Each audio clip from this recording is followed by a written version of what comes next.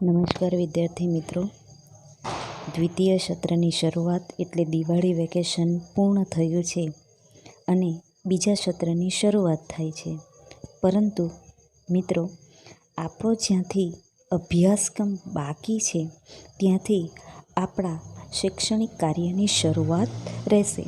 તો આપણે અંતે 9મા પાઠની શરૂઆત કરી હતી, જે 9મો પાઠ હતો આપણું ઘર પૃથ્વી.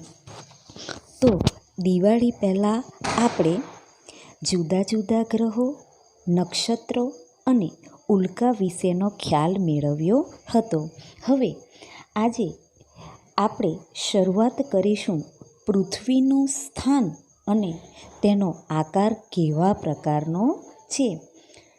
તો આપણે જોઈએ કે સૂર્ય સવારે ઉગે છે, ત્યારે સૂર્ય ઉગતો આપણે જોયો છે, અને સાંજ પડે છે એટલે સૂર્ય ડૂબે છે, જેને આપણે આથમતો પણ કહીએ છે. એટલે સવારે ઉગે છે અને સાંજ થતાં સૂર્ય આથમી જાય છે. હવે સૂર્ય ડૂબે છે એટલે બીજી બાજુએ શું થશે? ચંદ્ર ઉગે છે. હવે આ બંને પરિસ્થિતિનો આપણને ખ્યાલ છે, કેમ કે સૂર્યને પણ આપણે જોયો છે અને ચંદ્રને પણ જોયો છે. અને આ બંને એટલે કે સૂર્ય અને ચંદ્ર બંનેને સરસ મજાના તેજસ્વી એટલે પ્રકાશ આપે એવા આપણે જોયા છે. હવે સૂર્ય ક્યારે પ્રકાશ આપે છે? આપણને સવારમાં. અને ચંદ્ર ક્યારે પ્રકાશ આપે છે? રાત્રિના સમયે. તેવી જ રીતે આપણી જે પૃથ્વી પણ એક ગોળા જેવી છે. એટલે પૃથ્વીનો આકાર એ ગોળ છે. તે બંને ધ્રુવોની એટલે કે ઉત્તર ધ્રુવ અને દક્ષિણ ધ્રુવોથી થોડી ચપટી છે.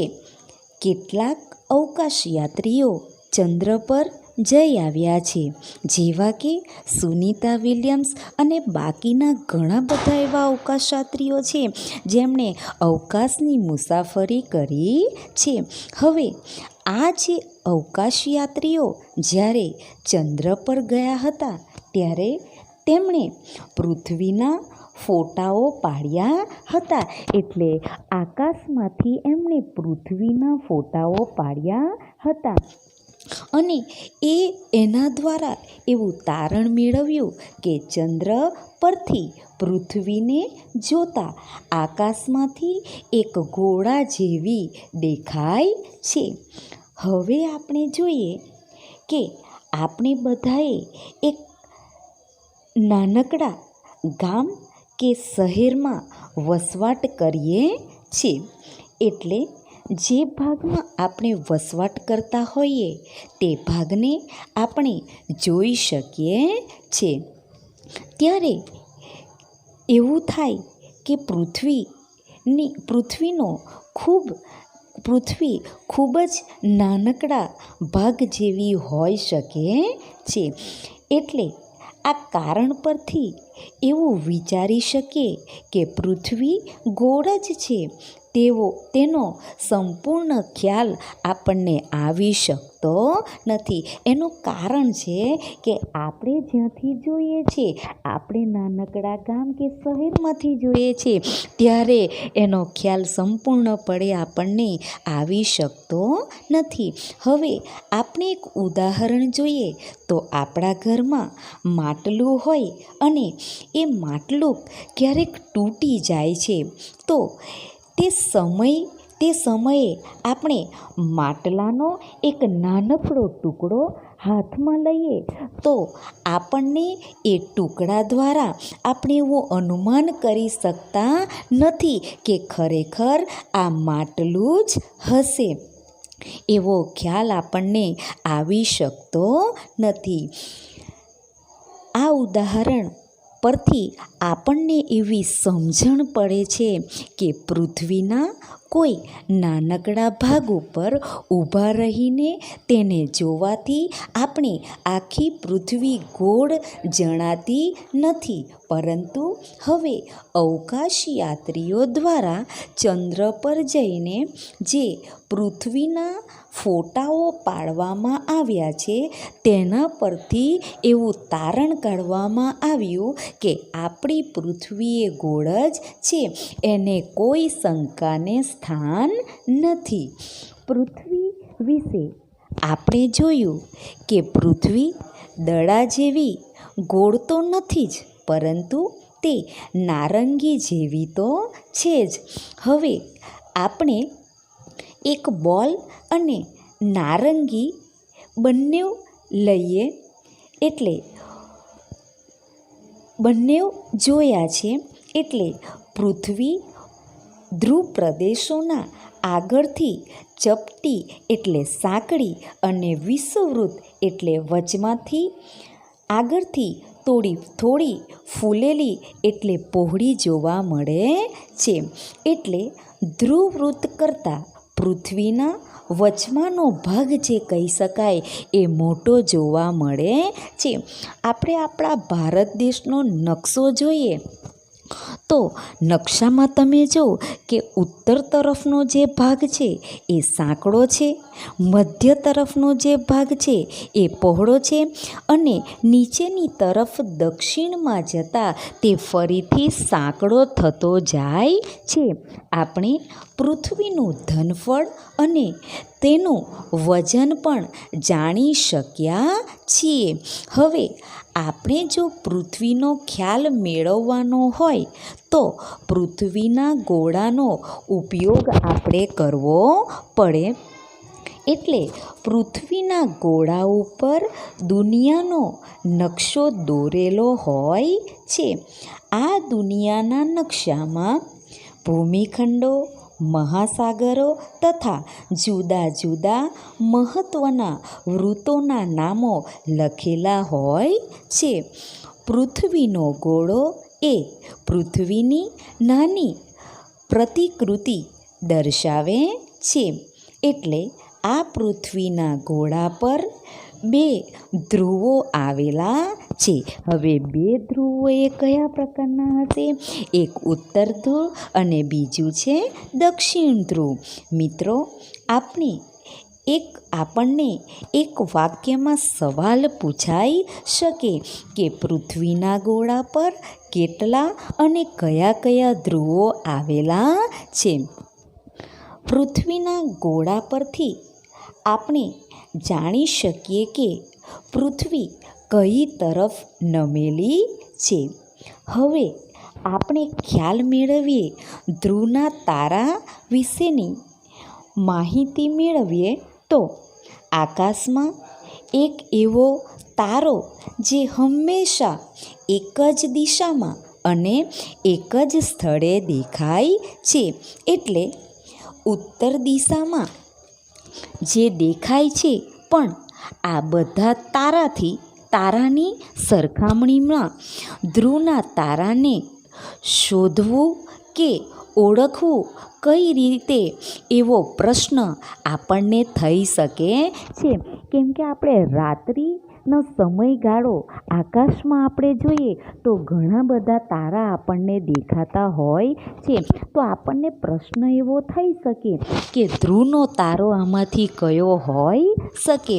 તો આ તારાને આપણે શોધવું હોય તો સપ્તર્ષિ એટલે 7 પ્રકારના જે તારાની જે જોડ હોય છે એ જોડની મદદથી શોધી શકાય છે. એટલે કે સપ્તર્ષિના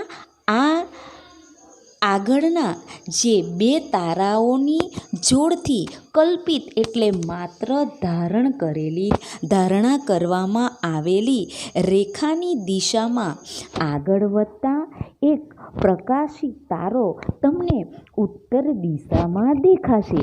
એટલે ધ્રુવનો તારો કઈ દિશામાં દેખાય છે? ઉત્તર દિશામાં દેખાય છે. બસ એ જ ધ્રુવનો તારો હોઈ શકે.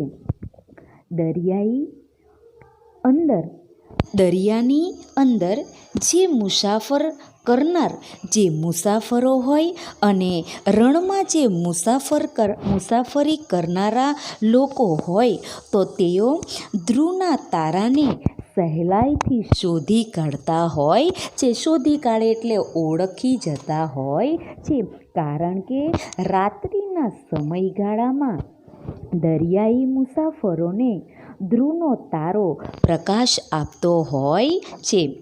એટલે પૃથ્વીના ઉત્તર ગોળાર્ધમાં જ તે દેખાય છે, પરંતુ ધ્રુવના તારાથી જે સ્થિરતા છે તે પૃથ્વીના લગભગ ગોળ આકારને લીધે જ છે. દક્ષિણ ગોળાર્ધમાંથી તે જોઈ શકાતો નથી. એનું કારણ એ છે કે ધ્રુવનો તારો એ કઈ દિશામાં આવ્યો છે? ઉત્તરમાં. એટલે જો તમે દક્ષિણ ગોળાર્ધમાંથી તે જોવાના પ્રયત્ન કરશો તો તેને જોઈ શકાતો નથી. હવે આપણે અક્ષાંશ અને રેખાંશ વિશેનો ખ્યાલ મેળવીએ. તો અક્ષાંશ કોને કહેવાશે અને રેખાંશ કોને કહેવાશે? તો સૌથી પહેલાં આપણે અક્ષાંશ વિશેનો ખ્યાલ મેળવીએ. પૃથ્વીના ગોળા ઉપર આડી અને ઊભી કાલ્પનિક રેખાઓ તમે જોઈ હશે, અને તમે ભલે પૃથ્વીના ગોળામાં નહીં જોઈ હોય, પરંતુ આપણી ચોપડીમાં જે ભારતનો નકશો આપ્યો હોય છે એ નકશામાં તમને આડી લીટી અને ઊભી લીટી જે દેખાય છે એને આપણે અક્ષાંશ અને રેખાંશ કહીએ છીએ. એટલે આ કાલ્પનિક રેખાઓ દ્વારા તમે પૃથ્વીના કોઈ પણ સ્થળનું ચોક્કસ સ્થાન અને સમય જાણી શકો છો. આપણે હવે આપણા મોબાઈલમાં પણ નકશો એટલે મેપ દ્વારા જાણી શકીએ કે આપણું સ્થાન ક્યાં આવેલું છે અને ત્યાં પહોંચવા માટેનો આપણને કેટલો સમય લાગશે, આ પણ આપણને માહિતી મળી શકે છે. હવે આ જે કાલ્પનિક એટલે જે ધારણા કરવામાં આવી છે એ રેખા માત્ર પૃથ્વીના ગોળા પર અને નકશામાં જ તમે જોઈ શકશો, પણ તેને જમીન પર જોઈ શકાતું નથી. કેમ નથી જોઈ શકાતું? આપણે કલ્પના કરી છે કે પૃથ્વીના ગોળા ઉપર આડી અને ઊભી રેખા દોરવામાં આવી છે, પરંતુ એ જમીન પર જોવા મળશે નહીં. હવે સૌથી પહેલાં આપણે અક્ષાંશ વિશે સમજીએ તો પૃથ્વીના ગોળામાં જે પણ દોરેલી આડી કાલ્પનિક રેખાઓને આપણે અક્ષાંશ કહેવામાં આવે છે, જે તમે આકૃતિમાં જોઈ શકો છો. એટલે પૃથ્વીની સપાટી પરના કોઈ પણ સ્થળને જો સીધી રેખાથી એટલે પૃથ્વીના કેન્દ્ર સાથે જો જોડવામાં આવે તો તે રેખાથી વિષુવવૃત્તનું જે કાલ્પનિક સપાટી અને કેન્દ્ર આગળ જેટલા અંશનો ખૂણો બનતો હોય તેટલા જ તે સ્થળનો અક્ષાંશ બને છે. અને આ અક્ષાંશ વૃત્તોની જે કુલ સંખ્યા કહી શકાય એ 188 જેટલી હોય છે. એટલે આપણને વિકલ્પની અંદર પ્રશ્ન પૂછાઈ શકે કે અક્ષાંશ વૃત્તોની કુલ સંખ્યા ખાલી જગ્યા છે અથવા કેટલી છે? તો 181 જેટલી હોય છે. આપણે અહીં એ સમજવું જરૂરી છે કે બે અક્ષાંશ વૃત્તો વચ્ચેનું વાસ્તવિક જમીન સપાટી પર આશરે 111 કિમીનું અંતર હોય છે. એટલે હવે આપણે અક્ષાંશ વિશેનો ખ્યાલ તો મેળવ્યો, પણ એની સાથે સાથે જે અક્ષવૃત્ત કહી શકાય એનો પણ ખ્યાલ મેળવવો જરૂરી બને છે. તો આપણે અક્ષવૃત્ત વિશે જોઈએ. પૃથ્વી ઉપર આપણે ઉત્તર ગોળાર્ધ અને દક્ષિણ ગોળાર્ધમાં વિષુવવૃત્તથી સરખા કોણીય અંતરે એટલે 90 અંશના કાટખૂણે મળેલા સ્થળોને જોડતા પૂર્વ અને પશ્ચિમ સળંગ વર્તુળને આપણે અક્ષવૃત્ત કહીએ છીએ. જો તમે વર્તુળ અને ખૂણાની આકૃતિઓ જોઈ શકો છો.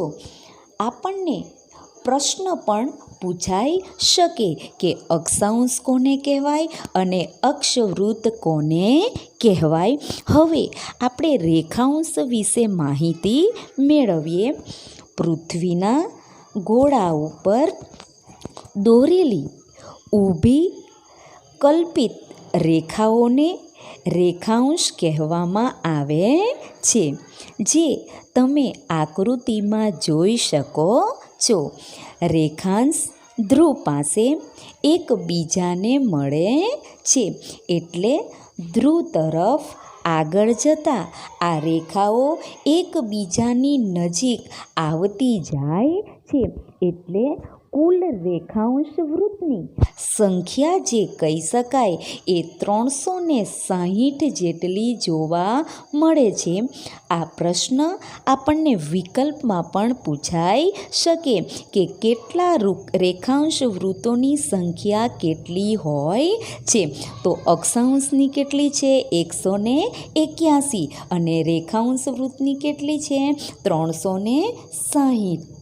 અને હવે 0 અંશ રેખાંશ અને 180 અંશ રેખાંશ એટલે રેખાંશ બંને ખૂબ જ મહત્ત્વના છે. એટલે 0થી શરૂઆત આપણે કરીએ તો ક્યાં સુધીનો છે? 180 અંશ રેખાંશ સુધી. આ બંને ખૂબ જ મહત્ત્વના છે.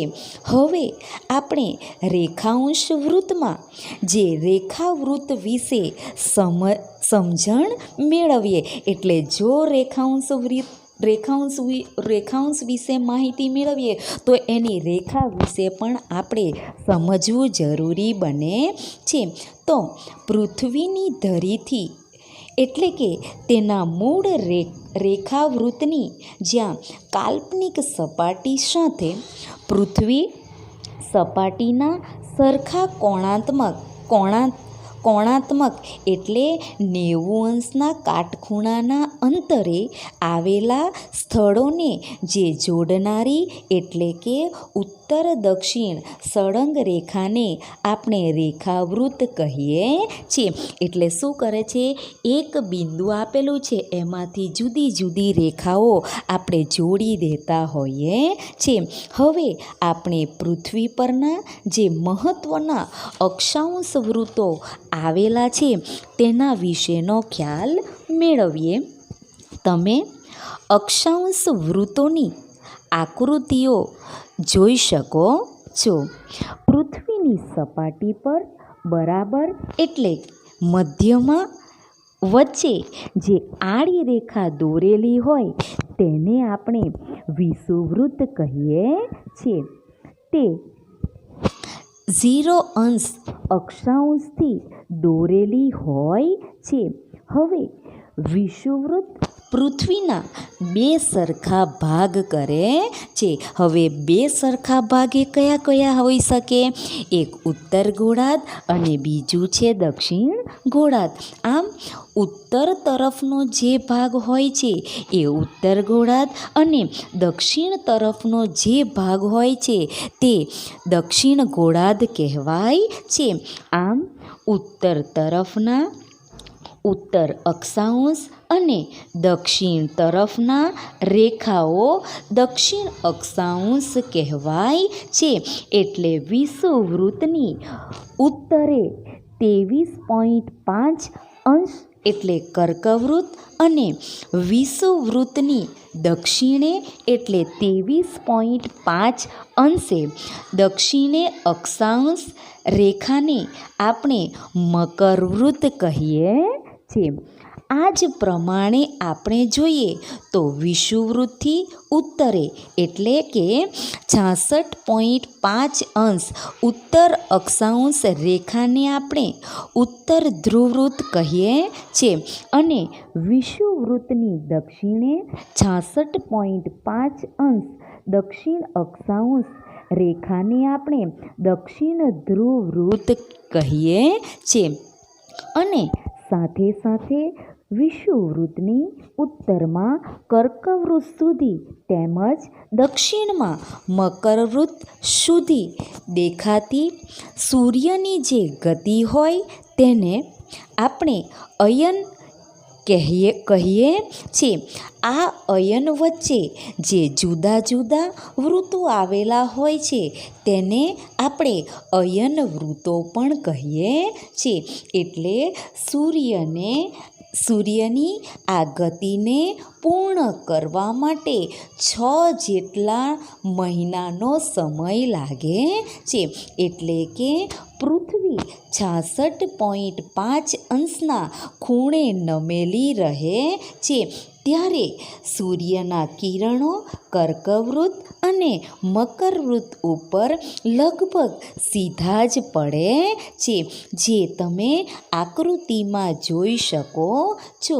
સૂર્યના કિરણો જ્યાં સીધા એટલે કર્કવૃત્ત અને મકરવૃત્ત પર પડી રહ્યા છે એટલે 23.5 અંશ ઉત્તર અક્ષાંશ અને 23.5 દક્ષિણ અક્ષાંશ પર સૂર્યના સીધા કિરણો પડી રહ્યા છે.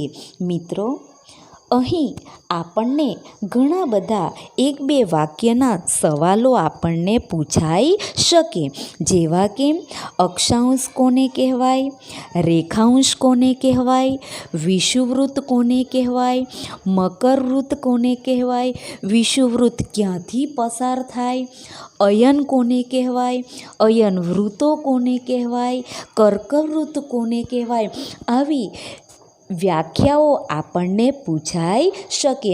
આ વ્યાખ્યાઓ તમારે નોટમાં લખવાની છે અને ગૃહ કાર્યમાં પણ લખવાની રહેશે.